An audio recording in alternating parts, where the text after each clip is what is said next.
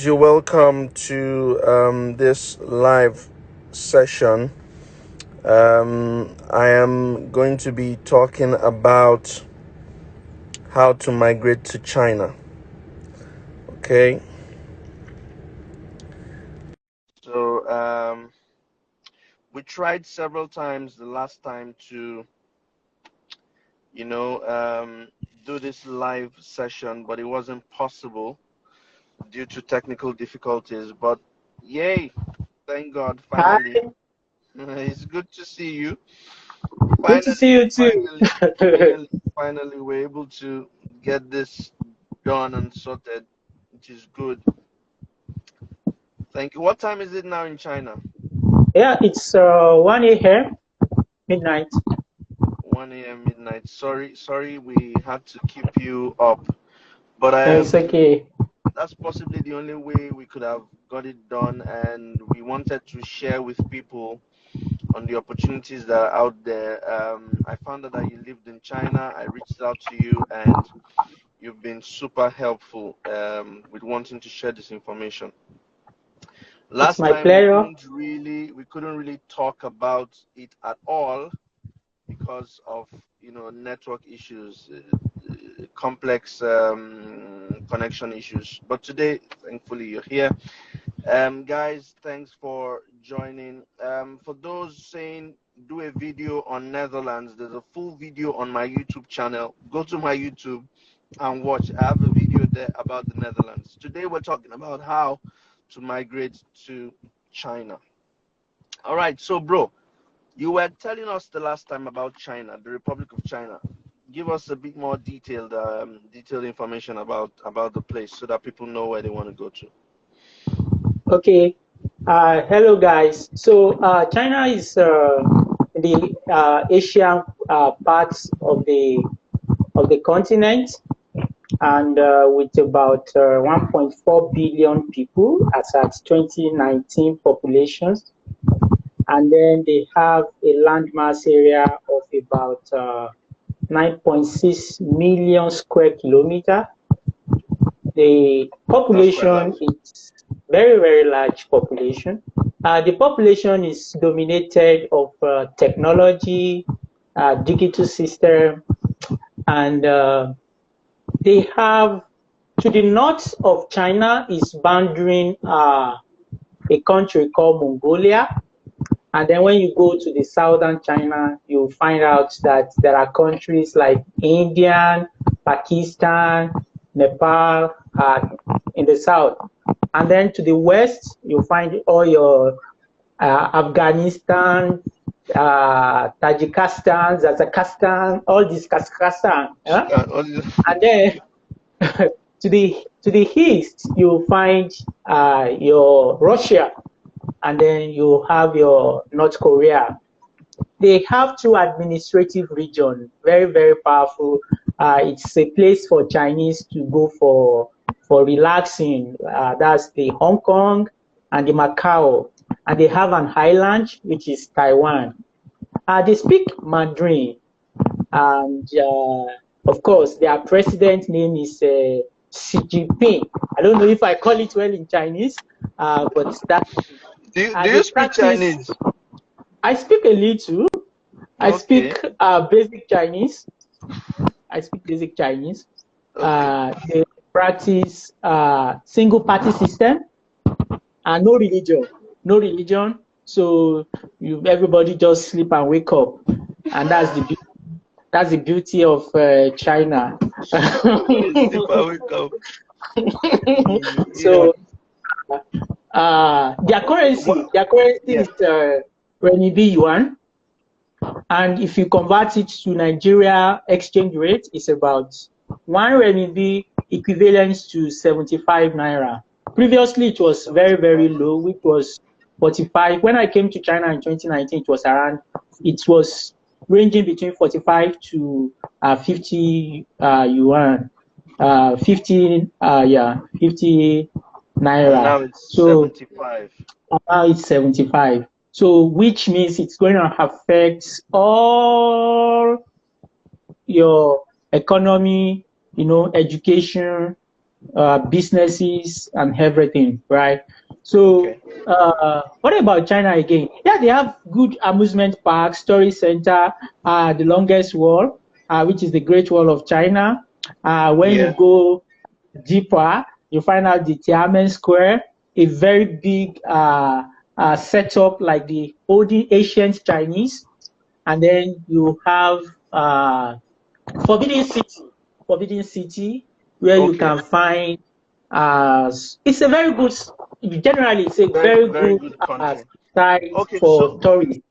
How did you make it to China? How did you get to China from Nigeria? You were in Nigeria as of 2019.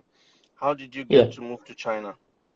Okay, so in how I moved to China was through education, which I found to be the most easiest, or let me say the easiest possible way to migrate.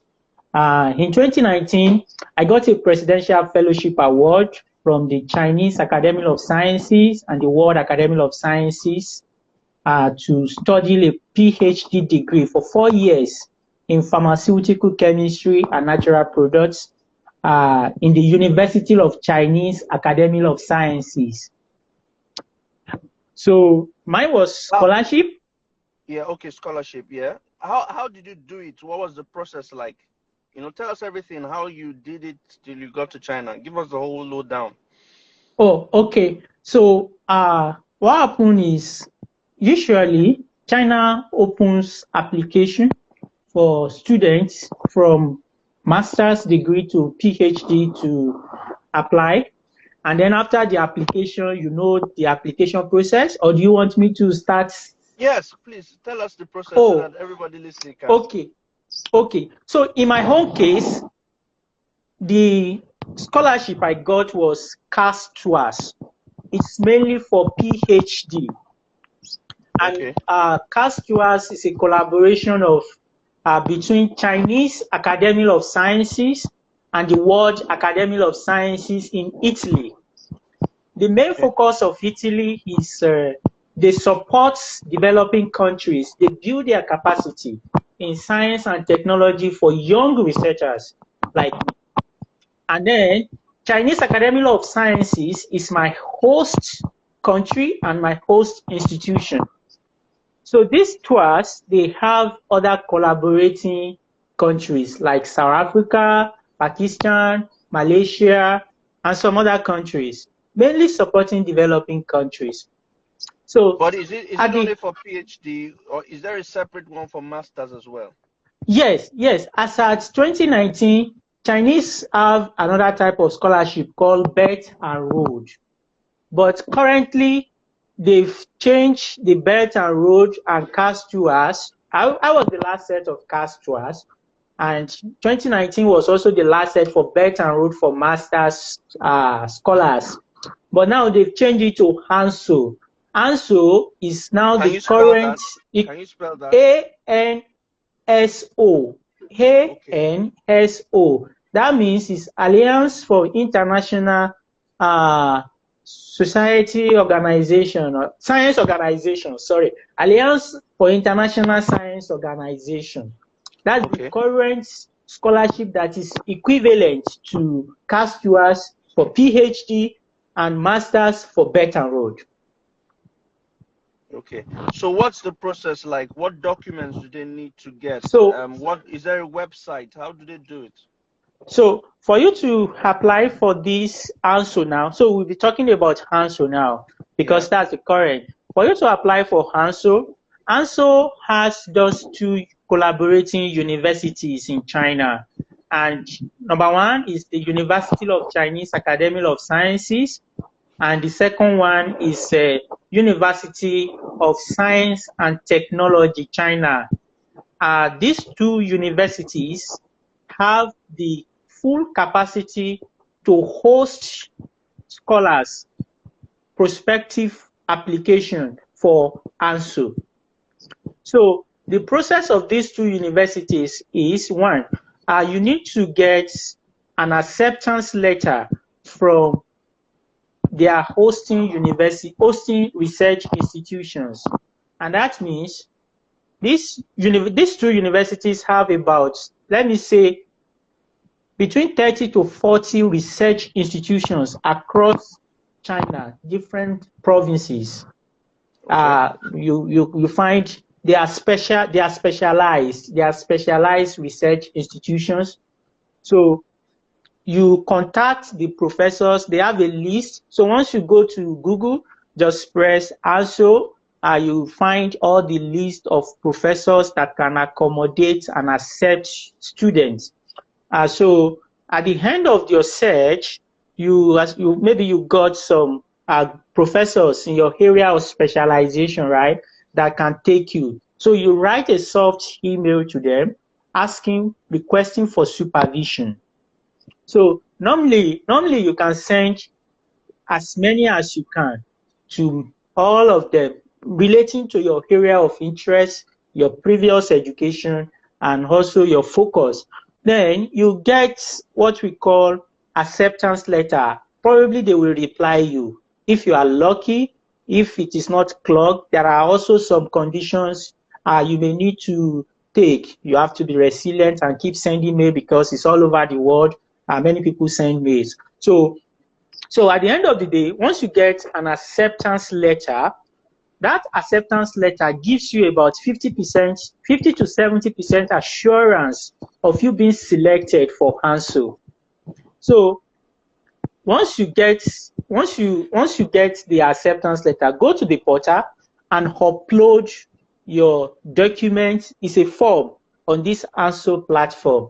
So you upload your documents and then you fill it in. The good thing about these two universities that it's 3-in-1 application, right? So that means if you are not being selected for ANSO, they can push you to Chinese Scholarship Council scholarship.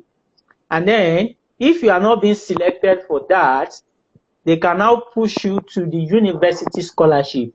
That's for ANSO. So once you apply for ANSO scholarship, you have a chance to be selected in either for the ANSO or the CSE one, or the university-based scholarship. So that's for the ANSO, right? So, but these two universities are specialized universities in China. What are the names of the universities again? University of Chinese Academy of Sciences and University of Science and Technology. I think that one is another province. The first one is in Beijing. The other one is in Anhui province, I think. Okay. Now, quite a popular question will be that, I mean, I've been to China 3 times, and I've been to Beijing, Nanjing, and Guangzhou. And the first time I ever went there, one of my difficulties was the language. The only thing I understood was ni hao, ni hao. That's what everybody was saying. I say, wait, so so the question is going to be, if you don't speak the language, how do you survive in China?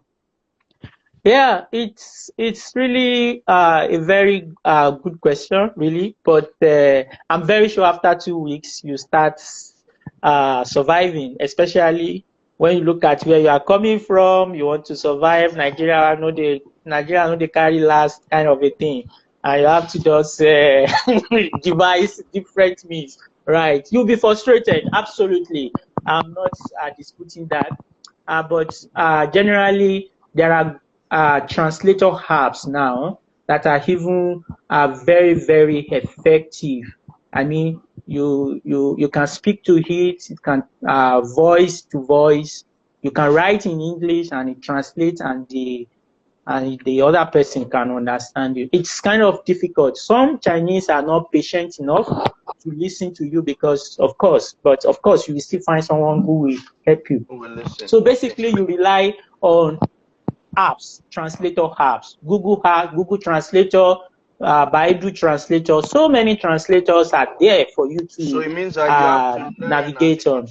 You have to learn as you continue to live. You keep learning and learning. Absolutely, and of course, your university gives you an opportunity to learn Chinese. They call it language course. It's core course. It's compulsory for 4 to 6 months. 4 to 6 months, just on arrival. So you've been introduced to the language. You'll be familiar with some basic greetings or some basic emergency information on what you need. And of course, if you are interested more, you can also there are also applications like Duolingo app or something. Duolingo, yeah. Duolingo app, yeah, that you can use also to improve yourself. Of course, even English, you have to improve. Yeah, that's true. Now, so what about, let's assume someone wants to come for masters in China as a means of migrating. Are there scholarships that people can apply to? Is it the same ANSO that they use? Yeah, ANSO is just one of the scholarships, right?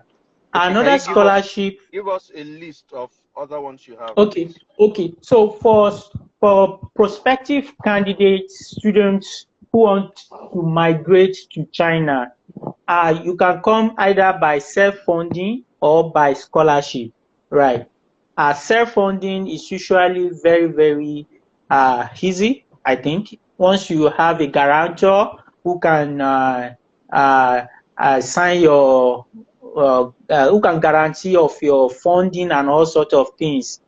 Then for scholarship opportunities, one, you can apply through Chinese Scholarship Council. That's a government scholarship. Second one, you can apply for ANSO. But ANSO is restricted to 2 universities, which I have mentioned earlier. University of Chinese Academy of Sciences and University of Science and Technology. And then you can apply, I think, for Nigerians, federal government of Nigeria also gives opportunity for students to apply through them. And that is if you are following Federal Scholarship Board under the Ministry of Education, which you can have access to apply for bilateral PTDF. And I think you have some examinations you need to do from there. And also there is Embassy Nomination Scholarship. I'm not sure if that is very common in Nigeria, but I know for undergraduates, there is Confucius Scholarship, but it's mainly for undergraduates. I know of 2 universities in Nigeria that are running, they will teach you basic Chinese, and then once you pass all the requirements, you can be able to be nominated from the embassy, I think. So that is Confucius Scholarship. And then another type of scholarship you can come through is Provincial Scholarship. Provincial Scholarship is just like a regional, a state scholarship kind of being hosted by a particular province, like for example, Guangzhou. There is a provincial scholarship in Guangzhou. There is a provincial scholarship in Shenzhen, this kind of a thing.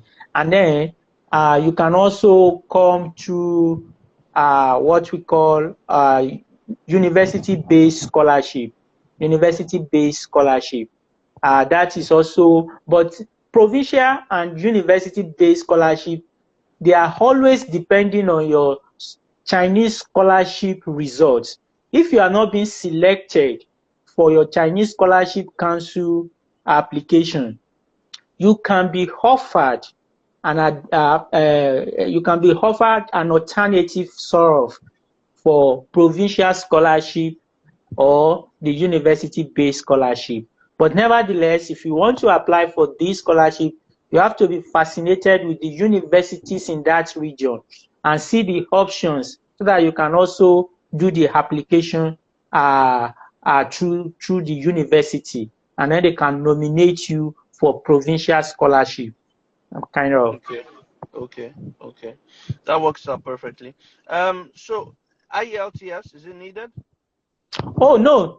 IELTS, TOEFL, PTE, International English Language Test is not needed, but if you have it, that's a plus for you.